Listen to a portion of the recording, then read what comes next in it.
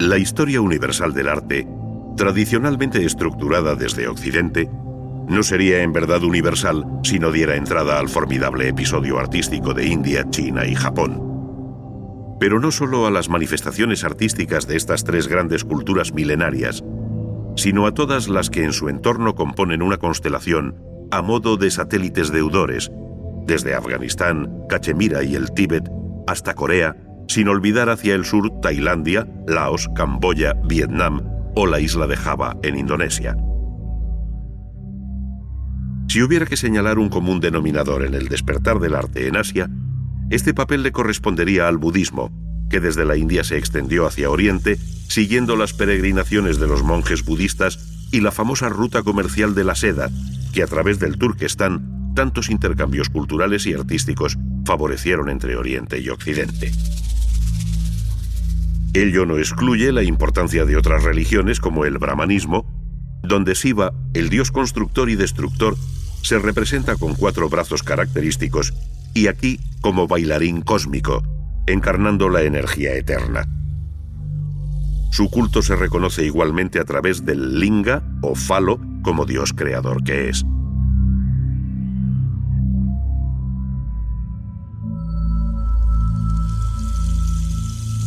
Lo cierto es que fue el budismo la religión que alumbró inicialmente originales formas arquitectónicas que, como la estupa, se identifican con él, pese a los cambios formales conocidos a lo largo del espacio y del tiempo. Desde las primeras estupas, concebidas como simbólicos volúmenes semiesféricos del universo, estas fueron evolucionando, trocándose en formas esbeltas y puntiformes, de pintoresco y atractivo perfil, que por razón de vecindad y número, llegan a formar conjuntos que rivalizan con el paisaje al tiempo que lo sacralizan. Se trata sin duda de un horizonte sagrado, en el que parece percibirse la serenidad misma del budismo, cuyo alcance espiritual resulta difícil de encerrar en palabras e imágenes. Además de la estupa, el budismo y el amplio espectro de las demás religiones dieron lugar a otras arquitecturas de carácter muy distinto, tanto en la India como en China, Japón y demás áreas de influencia, alcanzando un interés y monumentalidad ciertamente insólitas, dueñas de una belleza arcana tan atractiva como alejada de los cánones estéticos occidentales. En ella se pone de manifiesto una sensibilidad alimentada por la filosofía, la literatura y, en fin, por una concepción de la naturaleza, de la vida y de la muerte, esto es, del universo, muy distinta de la que ha nutrido la historia de Occidente. Muchas otras arquitecturas dieron al arte oriental una fisonomía y colorido sorprendentes, donde la piedra y la madera se han combinado con la naturaleza y los jardines, dando lugar a conjuntos de ensueño. En ellos se dibuja la propia geografía e historia de la arquitectura, donde en unos casos es clara la persistencia de las formas más antiguas y en otros se produce un quiebro hacia tradiciones foráneas de claro origen musulmán, como sucede en la India. En este último caso se dejan ver siempre raíces formales autóctonas, pues el perfil de las pequeñas y grandes cúpulas que rematan sus edificios no deja de ser familiar a los habitantes de estas tierras.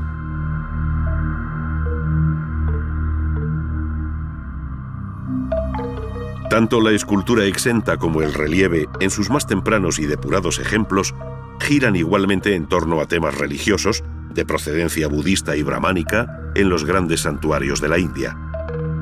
Reposo extremo y enérgico vitalismo parecen resumir los dos extremos del relieve hindú, que conoció otros temas no religiosos con un sentido narrativo verdaderamente sorprendente.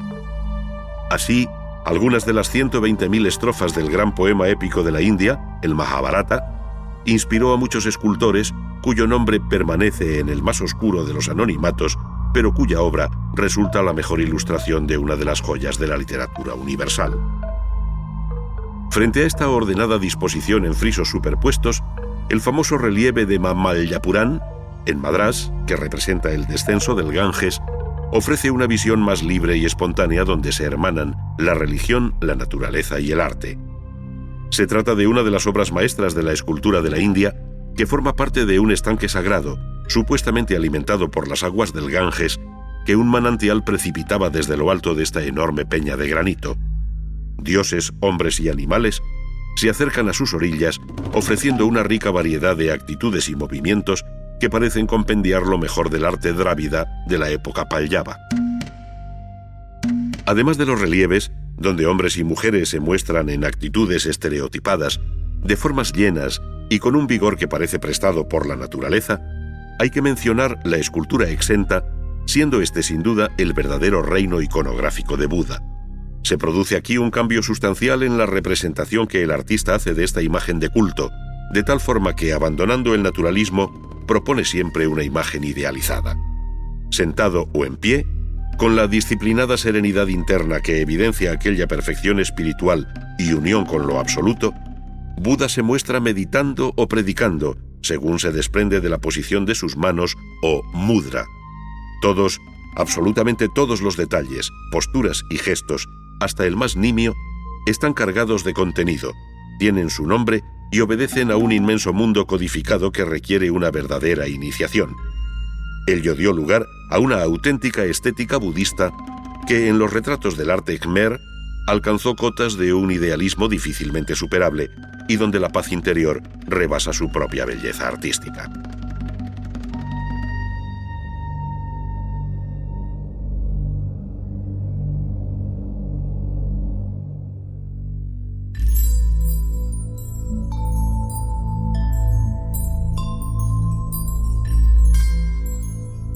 La pintura, la estampa, el bronce, la seda, la porcelana, el jade, la laca y cuantos materiales, técnicas y soportes puedan imaginarse, encuentran cabida en el arte oriental con rango de artes mayores, pues hasta la propia caligrafía alcanza un interés estético indescriptible. Ante nuestros ojos, parece que en aquel amplio arco de experiencias artísticas, la belleza fue una condición inexcusable del objeto.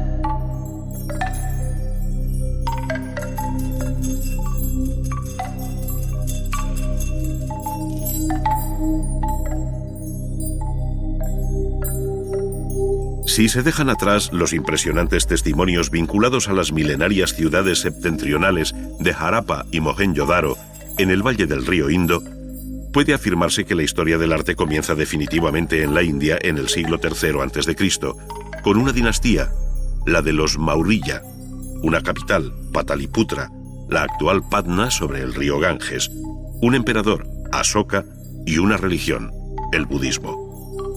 Este databa del siglo VI, pero su difusión y apoyo oficial vendrían de la mano de Asoka, aunque la representación figurada de Buda apareciera más tarde. Lo importante ahora es señalar que bajo los Maurya se produjo el primer arte budista y que en los siglos II y I a.C., las dinastías Shunga y Andhra fijaron y desarrollaron la construcción que mejor se identifica con el budismo, la stupa. Su imagen semiesférica resulta inconfundible y tiene su origen en los túmulos de tierra levantados sobre los enterramientos reales y que luego albergarían reliquias budistas de muy variado carácter. Aquellos antecedentes conocieron una clara definición en las stupas iniciadas por Asoka y agrandadas en época Shunga, como sucedió en el conjunto de Sanchi, en Bhopal, en la India central. La stupa consta de un túmulo semiesférico macizo, de piedra o ladrillo, llamado anda, asociado a la bóveda celestial.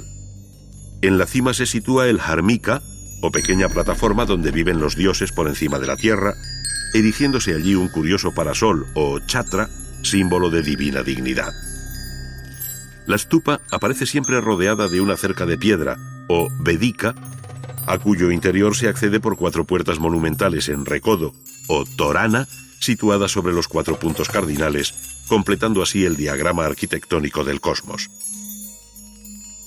Las puertas de ingreso suelen decorarse con interesantes relieves de carácter religioso, concebidos como temas de meditación, donde intencionadamente se elude la presencia física de Buda, pero no los episodios de su rica hagiografía.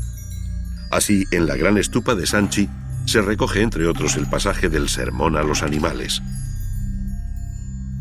Bajo la dinastía de los Gupta, entre los años 320 y 575 después de Cristo, el arte budista conoció un nuevo impulso, siendo excepcional el conjunto de templos y monasterios, esto es, las chaityas y viharas excavados en el acantilado de Ajanta, en el actual estado indio de Maharashtra. Se trata de una refinada arquitectura rupestre abierta en un frente de 500 metros con originales soluciones arquitectónicas que recuerdan anteriores y perdidos modelos ejecutados en madera.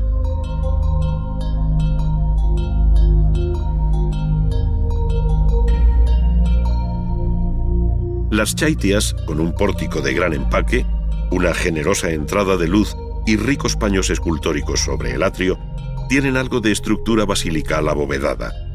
Su interior cuenta con potentes columnas de particular hechura, mostrando al fondo de la nave central una estupa, todo ello en una curiosa analogía con la arquitectura religiosa de Occidente. La arquitectura tardó algún tiempo en afirmarse como un verdadero proceso constructivo, reduciéndose a imitar sobre la roca viva las antiguas construcciones en madera, muchas veces de carácter efímero. De este tipo son los llamados ratas de Mahabalipuram, del siglo VII, que repiten la imagen de pequeños templos rodantes montados sobre carros con sus características cubiertas escalonadas. No muy lejos de Ajanta se encuentra el Yora, un lugar de honda significación religiosa, al reunirse allí importantes testimonios arquitectónicos que acogieron por igual el budismo, el brahmanismo y el jainismo, las tres religiones más importantes de la India con anterioridad al Islam. Templos y monasterios excavados en la roca muestran nuevas formas arquitectónicas, destacando dentro de los templos brahmánicos el dedicado a Shiva bajo el nombre de Kailasa. Sus distintos elementos están tallados en la roca, dejando ver una supuesta construcción, cuando en realidad se trata de un templo esculpido sobre la roca, al igual que los relieves que lo decoran. La obra se debe a la iniciativa de Krishna I entre los años 756 y 773. Frente a esta actividad que durante siglos redujo la arquitectura de la India a una serie de monolitos labrados como colosales esculturas, al acercarse el año 1000, crecieron en la región de Orissa y en torno a Khajuraho una colección asombrosa de santuarios sólidamente construidos en piedra que se identifican con el templo hindú. Se trata de escalonadas construcciones de una original belleza y rara organización en sus volúmenes que responden a distintas funciones y significados. Destaca siempre la mayor altura del santuario propiamente dicho, o Garbhagriha, rematado por una esbelta torre en forma de huso llamada Sikara.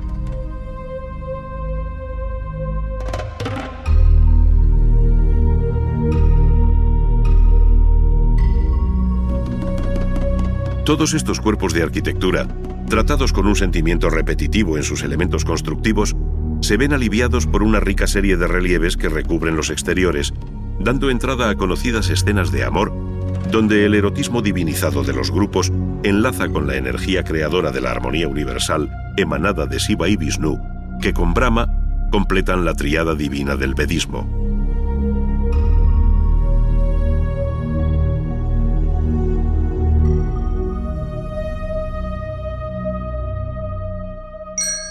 La tendencia hacia la monumentalidad creciente de la arquitectura se observa igualmente en los templos del sur, donde las entradas monumentales o gopuram cobraron mayor importancia y altura que los propios santuarios, alcanzando los 60 metros de altura.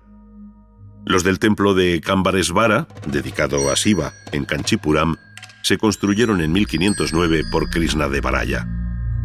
En esta misma centuria se constituiría el Imperio Mongol, si bien desde el siglo XII había hecho acto de presencia la arquitectura islámica, como el alminar de la mezquita de Qutb en Delhi. Pero es a partir del siglo XVI cuando se verían los imponentes mausoleos que van desde el del emperador Humayun Padishah, también en Delhi, hasta el célebre Taj Mahal, en Agra, construido a mediados del siglo XVII. Es sin duda una de las obras maestras de la arquitectura indo-musulmana, pero resulta ya muy difícil rastrear su espíritu hindú. Por el contrario, la expansión del arte hindú fuera de la India, y concretamente del arte budista, fue un fenómeno muy temprano que dejaría una larga secuela nunca interrumpida en las lejanas tierras de Nepal, Birmania, Vietnam, Camboya, Tailandia o Isla de Java. En esta se encuentra el célebre santuario de Borobudur, de mediados del siglo VIII, compuesto de una base piramidal escalonada y una gran estupa acompañada de otras 72 estupas menores que con forma de campana albergan la representación de Buda, a quien están dedicados todos los relieves que enriquecen este excepcional monumento de la cultura budista.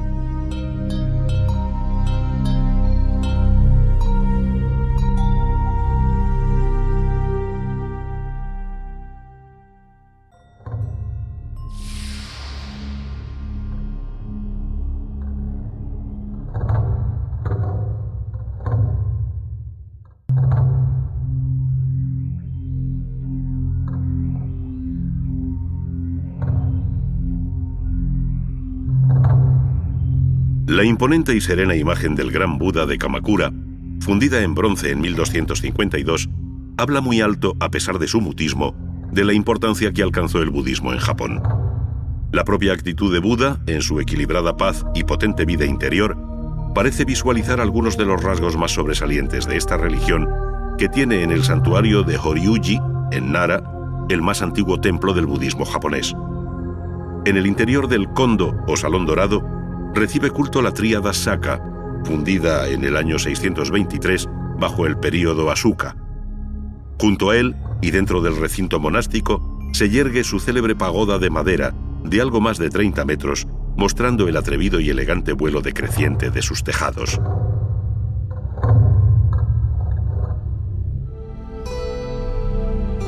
Como contrapartida a la vistosa arquitectura budista, conservamos la sencilla y antigua imagen de los santuarios sintoístas, gracias a que desde el siglo VII sus edificios de madera se vienen reconstruyendo cada 20 años.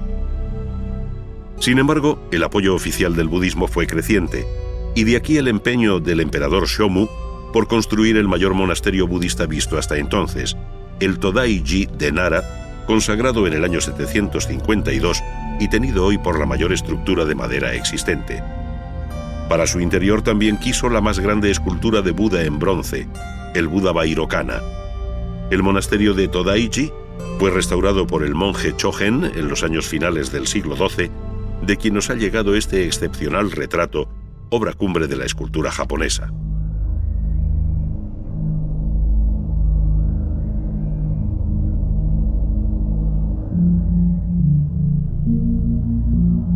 De este modo cabe repasar la apasionante historia de la arquitectura japonesa, religiosa y civil, que habiéndose construido con un material perecedero como la madera, su constante renovación y respeto por los procedimientos constructivos tradicionales nos ha permitido conocer formas y soluciones muy arcaizantes. Por esta razón, la arquitectura japonesa, a los ojos de un observador poco avisado, parece no cambiar de imagen a lo largo de los siglos, cuando en realidad tales cambios existen, siendo muy visible la tendencia barroca desde la simplicidad clásica y viceversa, por utilizar dos conceptos que en un movimiento pendular se dan en todas las culturas artísticas. Pero nada se habría dicho de la arquitectura nipona si no se mencionase su vinculación al paisaje, su relación y permanente diálogo con la naturaleza, tanto que sin esta simbiosis resulta difícil entender su disposición general, la amplitud de sus huecos o lo ameno de sus pórticos para caminar bajo ellos. Es más, junto al paisaje y el jardín natural, el budismo zen alumbró un jardín seco, el Kare Sansui, esto es, un jardín de piedra y arena que, tratada y dispuesta convenientemente, se asemeja a un mar cuyas ondas y oleaje se perciben en los bordes de sus rocas y colinas. Ello supone un cuasi sacerdotal cuidado y orden que se identifica con el pensamiento zen. Muchos de estos jardines datan del siglo XV y, si bien han sido renovados posteriormente en varias ocasiones, conservan aún su imperecedero espíritu. Jardines de contemplación, jardines para la meditación. Como reflexión final cabe añadir que históricamente la arquitectura japonesa supo desasirse de lo superfluo, creando por sustracción un estilo austero, desnudo, elegante, de impecable geometría, contenida en el ornato y sobria en el color. Sus espacios diáfanos y el planismo de sus estructuras completan una imagen arquitectónica de fresca y renovada modernidad sorprendente desde la globalizada retórica del siglo XXI.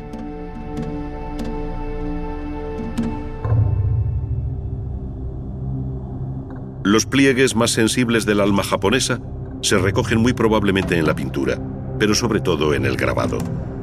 Con la arquitectura y el jardín, completan la aportación más notable de este pueblo a la historia universal del arte.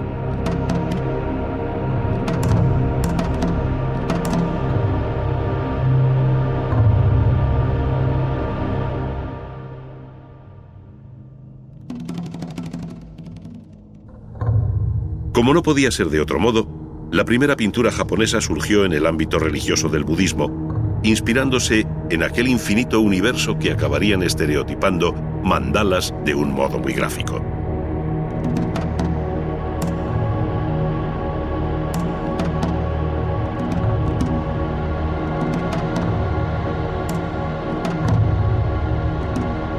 Entre las muestras más antiguas se encuentran tanto las dañadas pinturas murales del santuario de Horyuji del siglo VII, como las miniaturas sobre papel que ilustran la sutra de las causas y de los efectos. Su nacimiento, el abandono de la corte, su retiro en la montaña, la meditación e iluminación y finalmente la conversión de los primeros discípulos. Se trata de una de las joyas del arte budista que data del siglo VIII.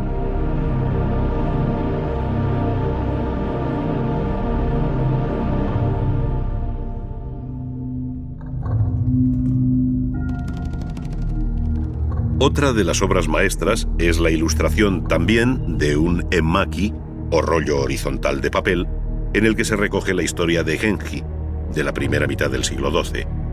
El alcance profano del texto dio lugar a todo un género pictórico conocido con el nombre de Yamato-e. Nada escapó a los ojos de la pintura, desde el grave retrato cortesano de un shogun, como Minamoto no Yoritomo, pintado sobre seda con tinta por Fujiwara Takanobu en la segunda mitad del siglo XII, hasta poéticos paisajes sobre papel que visten mamparas y biombos de la época Muromachi, entre los siglos XIV y XVI. Para entonces la pintura ya se había liberado del apoyo literario de un texto para ser ella misma, pintura, y los artistas, firmando su obra, hicieron salir a esta de un secular anonimato. Es más, los nombres de los pintores alcanzan en ocasiones a varias generaciones de una misma familia, formando verdaderas dinastías, como sucede con los Kano a lo largo de los siglos XVII y XVIII.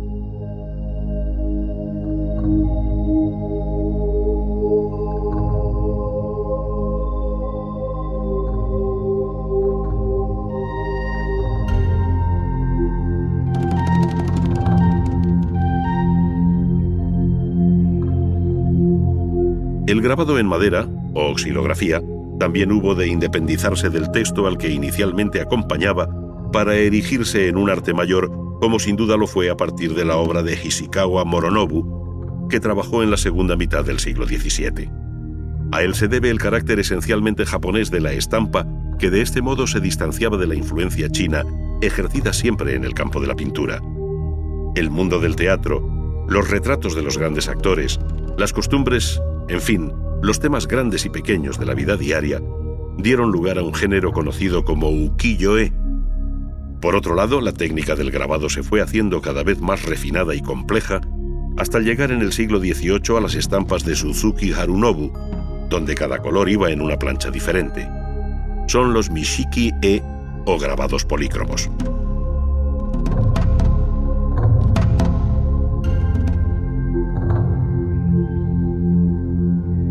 Elegancia en la composición y delicadeza en el trazo y el color son dos constantes que quedaron en la estampa japonesa, cuya historia se cierra en el siglo XVIII y principios del XIX con Utamaru, Hokusai y Hiroshige.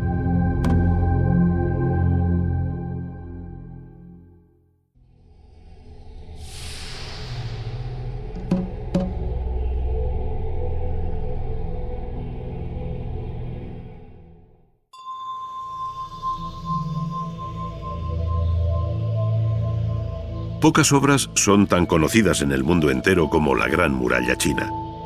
Su recorrido por el accidentado paisaje parece resumir la larga historia de este pueblo con sus altos y bajos, la extensa realidad de su geografía y el refinamiento de su cultura.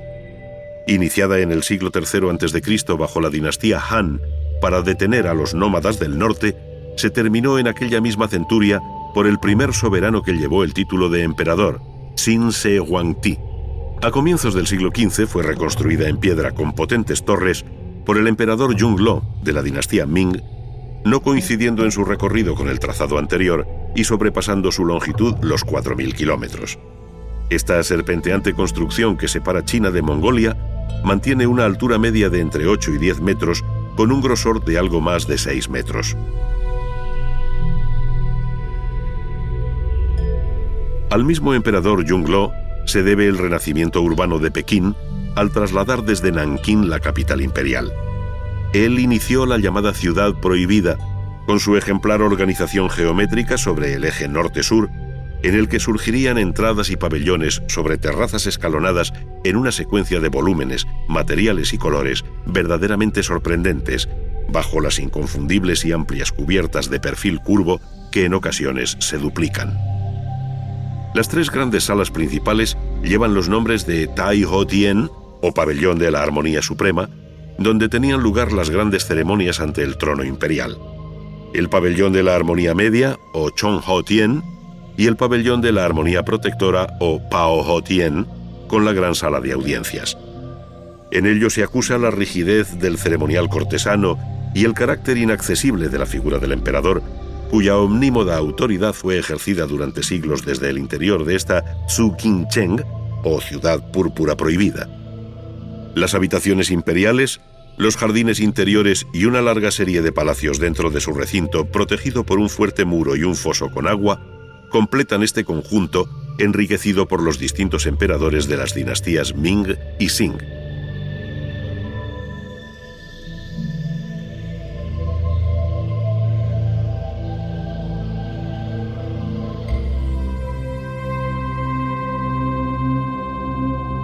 Al suroeste de la ciudad, Yongle hizo levantar el Templo del Cielo, de original planta circular y 3 alturas, que destruido por un incendio en 1889, se reconstruyó siguiendo su primitivo aspecto. Allí tuvieron lugar complejos ritos anuales coincidiendo con el solsticio de invierno, cuando el emperador en persona hacía las ofrendas referidas en el libro de las Odas. Las zarzas y las breñas salvajes de mis dominios han sido quemadas. Los campos labrados dan abundante cosecha. Nuestros graneros están llenos y yo hago ofrenda al poderoso cielo.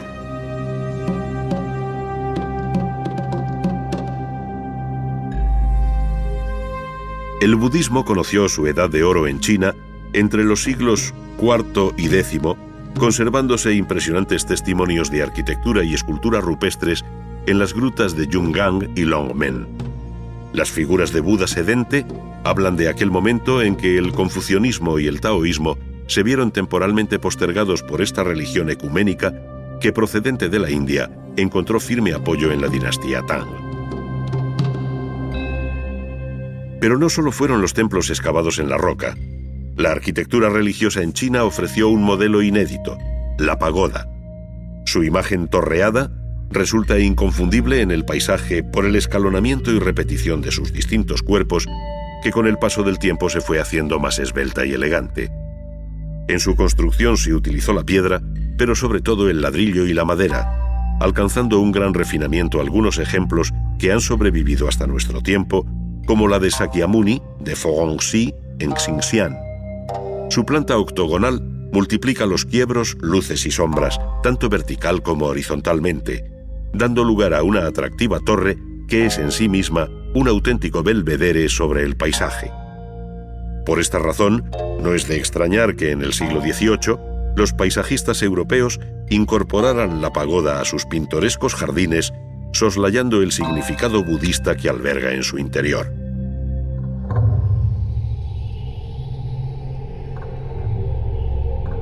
No obstante, todas estas manifestaciones arquitectónicas son muy posteriores e incompletas en relación con los testimonios que mejor definen el alma artística de China a través de su larga historia. Materiales como el jade, el bronce o la porcelana han perpetuado los matices más sutiles de la creación china, donde el material, la forma y el color conducen a un universo de significados de hondo alcance religioso-poético sin parangón posible en el arte occidental. El mundo infinito de las artes decorativas, que en China alcanza el grado de arte mayor, no excluye la gran escultura, que después del sorprendente y relativamente reciente hallazgo arqueológico de los guerreros de Xi'an, hace ineludible su mención. Nada hay semejante en toda la historia universal de la escultura a este conjunto de guerreros que llenan las fosas que preceden a unas perdidas tumbas túmulo en Xi'an. De las 3 fosas excavadas, una de ellas reúne un formidable séquito de 6.000 soldados que, como el resto, están hechas de barro cocido, repitiendo gestos y actitudes, pero individualizando sus rostros y expresiones, lo cual habla de unos habilísimos maestros y talleres que fueron capaces de semejante obra a finales del siglo III a.C., bajo el mismo emperador que terminó la primera Gran Muralla.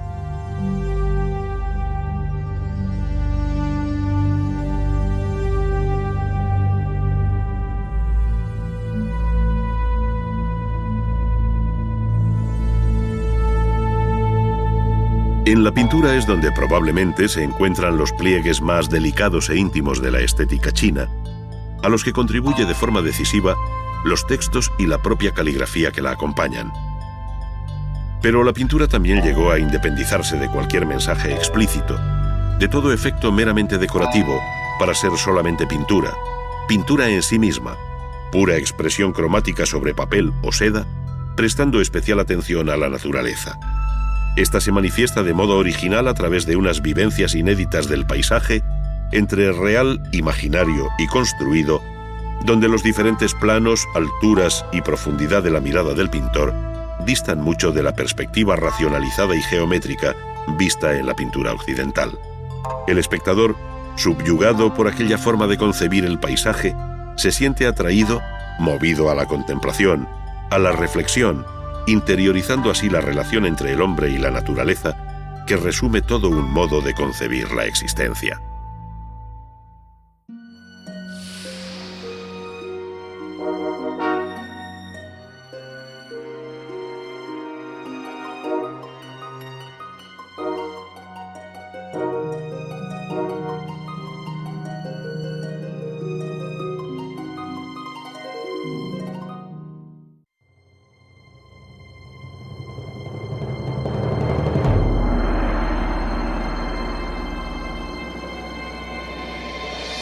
Se conoce con el nombre de Edad del Hierro a una etapa de la historia en la que este metal y sus aplicaciones representaron un progreso cierto sobre la anterior Edad de Piedra. Desde entonces la metalurgia fue mejorando las técnicas para la obtención del hierro a partir de los minerales que lo contienen, avanzando igualmente en su posterior manipulación, bien sea como hierro fundido o como hierro forjado. La fundición y la forja, siempre con el auxilio del fuego, permitieron hacer herramientas, armas o elementos de construcción. Pero no puede olvidarse que el hierro, más allá de su pragmática e inmediata utilidad, también conoció desde antiguo una consideración artística. De este modo, los llamados hierros artísticos representan un importante capítulo dentro de la historia del arte. La manera de trabajarlos en la forja sobre el yunque, donde la distinción entre artista y artesano se diluye al calor de la fragua, contribuye a dignificar aún más este oficio al que el mito clásico ya le otorgó una especial atención en la conocida historia de la fragua de Vulcano. Sus escenas, protagonizadas entonces por los cíclopes, se actualizan a diario en el interior de estos talleres, en los que el golpeteo de los mazos y el calor del fuego advierten de la naturaleza de este metal que se resiste a ser doblegado. En la fragua trabajan varios herreros atendiendo distintos encargos a la vez. Unos se dedican a perforar un barrote para hacer una reja cruzada. En un segundo plano, se ve el cegador trabajo de quien está soldando unas piezas, mientras cerca de nosotros asistimos a la preparación de una pletina con la que se dispone el forjador a trabajar el hierro para hacer las piezas de una reja al modo románico. Prácticamente nada ha variado en el procedimiento desde aquella remota etapa medieval. Con el hierro al rojo claro, esto es, cuando ha alcanzado una temperatura aproximada de 900 grados, el herrero golpea con habilidad un extremo de la pletina sobre la tabla del yunque curvando su cabeza e iniciando lo que se llama enrollado. Con el hierro aún caliente y por lo tanto dúctil, introduce la pletina en el ojo de una plantilla que permitirá darle la forma de voluta o roleo en espiral. La operación se repite con el otro extremo de la pletina para hacer un elemento simétrico, de tal modo que ya solo reste trabajar la parte intermedia a la que tratará de dar forma sobre la horquilla asegurada en el tornillo del banco de trabajo. Ello exige que el hierro coja de nuevo la temperatura necesaria para hacerlo obediente, por lo que su calentamiento en la fragua se hace imprescindible.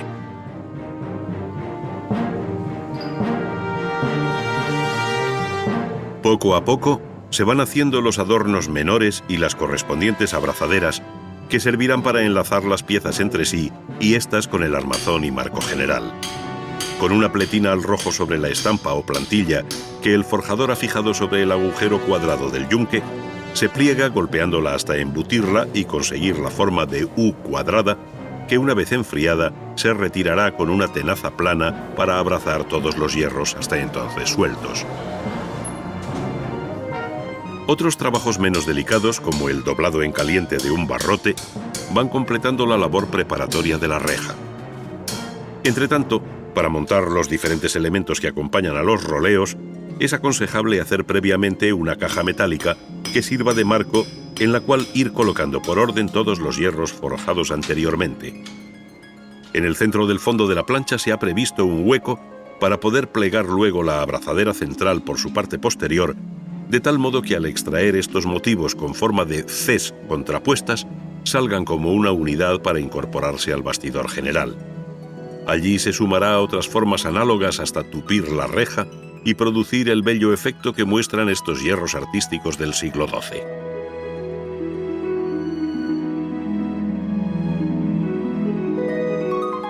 Para ofrecer otras facetas de la forja tradicional, imaginemos que nuestro taller ha recibido el encargo de una reja gótica para la capilla de una catedral en Castilla, donde tantos maestros rejeros dejaron lo mejor de su arte. En la reja, los barrotes incorporan formas acorazonadas que el herrero curva y contracurva sobre una plantilla fija en el yunque. Estos medios corazones se unen entre sí y al barrote correspondiente con soldadura autógena o arco eléctrico para ganar ahora tiempo y proseguir con otras tareas labradas al modo tradicional.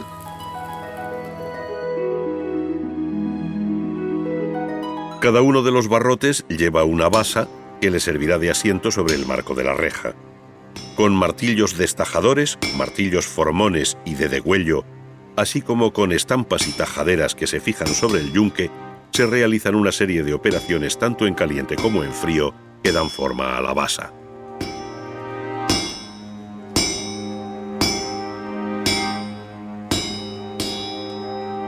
Paulatinamente se va señalando, rebajando, cortando y estirando los perfiles, molduras y vástagos que, si bien pasan prácticamente desapercibidos en la obra terminada, son objeto del mayor cuidado por parte del maestro, siempre ayudado en esta labor por un ayudante. La ejecución de estas piezas por separado exige finalmente la soldadura, que esta vez se hará al modo antiguo, esto es, al fuego.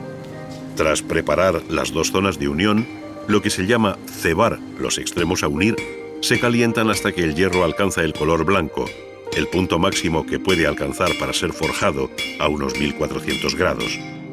Inmediatamente y sobre el yunque se golpea una pieza sobre otra hasta hacerlas solidarias. Soldadas las basas y capiteles, las formas acorazonadas y los rombos abiertos, vemos la grata composición final en la que se ha buscado la simetría y el ritmo en la distribución de sus motivos.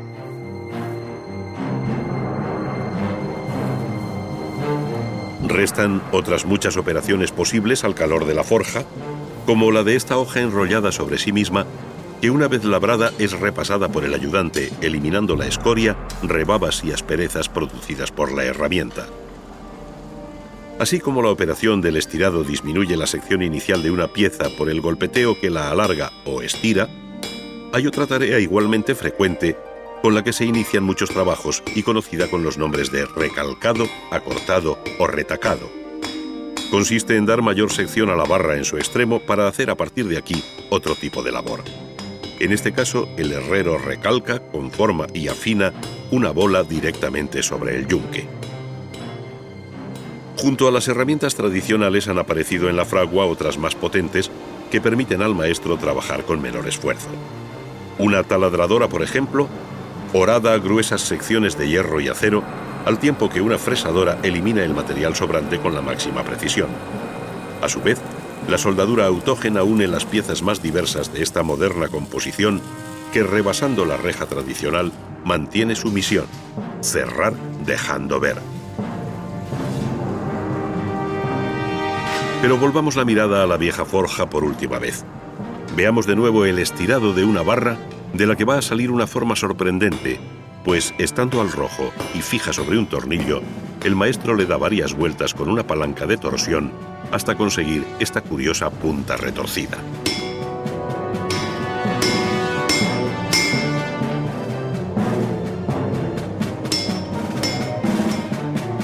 Una vez cortada la barra en la medida que se precisa, se unirá a otras similares para, por ejemplo, coronar una de las muchas obras en hierro forjado con las que Gaudí enriqueció su arquitectura, tal y como sucede en la Casa de los Botines de León. De este modo, el trabajo en la fragua no conoce límites, ni en el tiempo, ni en el espacio, ni en sus posibilidades de expresión artística.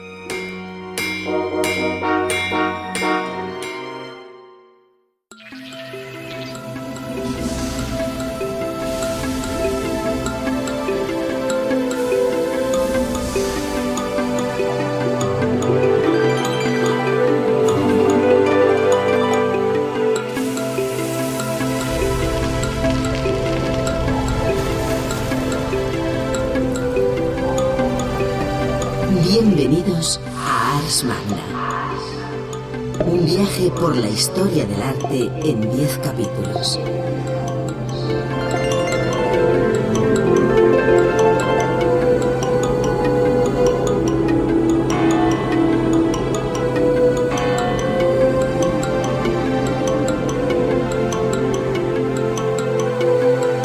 A través de sus contenidos podrán recorrer la evolución de las diferentes disciplinas artísticas, conocer el arte producido en los 5 continentes y descubrir las técnicas empleadas por pintores, escultores, artesanos y constructores.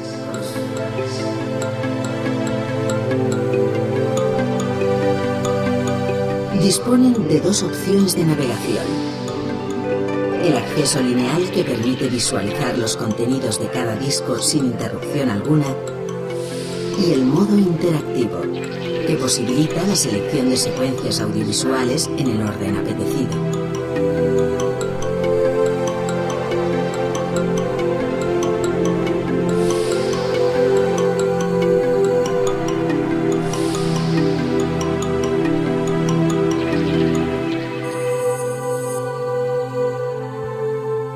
Sumando a distancia les permitirá recorrer y seleccionar las opciones dispuestas en los distintos menús.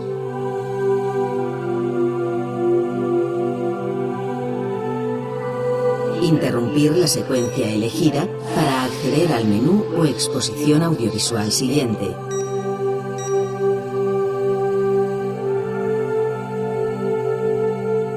Cambiar el idioma de consulta sin interrumpir la secuencia en curso. Change the language sense interrompre la seqüència en curs. Y manejar su lector DVD como cualquier aparato de vídeo doméstico.